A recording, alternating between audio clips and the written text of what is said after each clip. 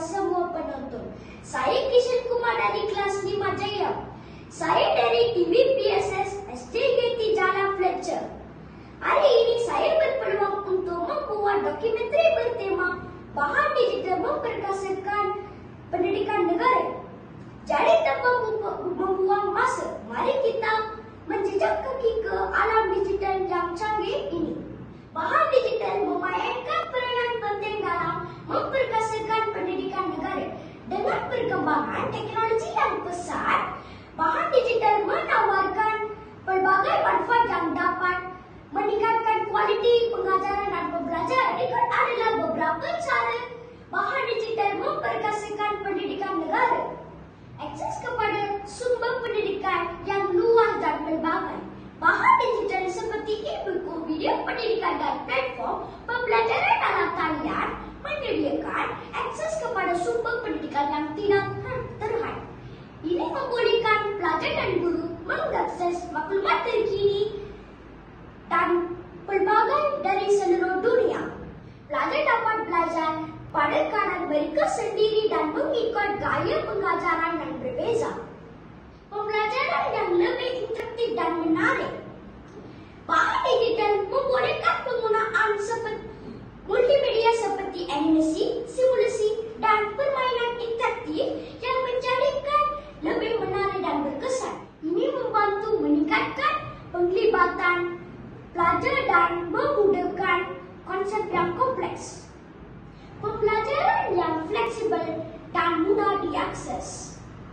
Bahan digital membolehkan pembelajaran di luar bilik darjah pada bila-bila masa. Ini memberi fleksibiliti kepada pelajar untuk belajar mengikut jadual mereka sendiri. Memperkukuh infrastruktur pendidikan. Penggunaan bahan digital memerlukan infrastruktur teknologi yang kukuh seperti akses internet yang pantas dan peranti digital. Pendapat saya, apabila guru-guru ini mengajar latihan STEM ni, mereka lebih menggunakan praktikal. Pada masa yang sama menggunakan makmal dan juga bahan-bahan yang digunakan itu adalah bukan bahan-bahan yang berada di sekolah.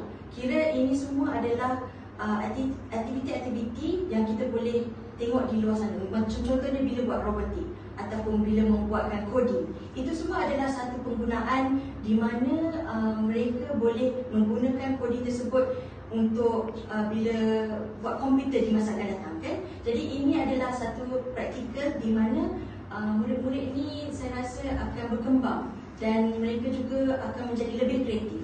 Dan cikgu juga memberikan satu peranan besar di mana mereka kebanyakannya mereka lebih fikir out of the box.